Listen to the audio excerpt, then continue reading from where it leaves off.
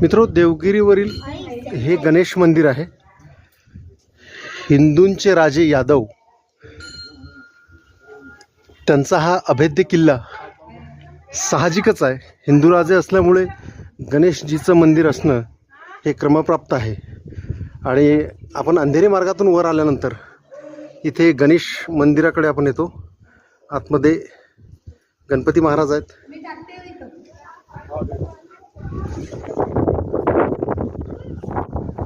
दगडी बांधकाम मंदिराचं आहे.